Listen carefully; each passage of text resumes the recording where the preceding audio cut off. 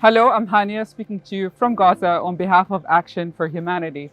The war in Gaza has now lasted for over 600 days. More than 50,000 people are killed, tens of thousands injured, and entire communities destroyed. Action for Humanity has been working on the ground throughout this entire crisis. Over the past 20 months, we've been supporting more than 300,000 people, providing food, medicine, clean water, shelter, clothing, baby formula, and psychological support.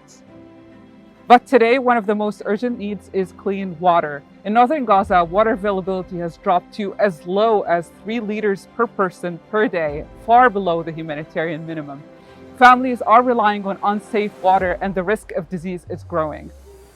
To respond to this, Action for Humanity, with support from Fons Català, has launched a new project to deliver daily water throughout trucking and to install a solar-powered energy system for an existing well in the northern region. This will ensure over 2,700 people will receive clean drinking and domestic use water every day for at least 30 days.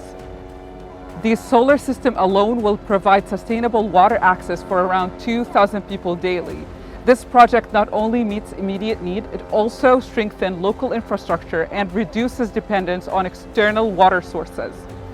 We are deeply thankful to our partners, especially the Catalan municipalities and communities. Your support is saving lives and restoring dignity. Gracias, shukran, and thank you.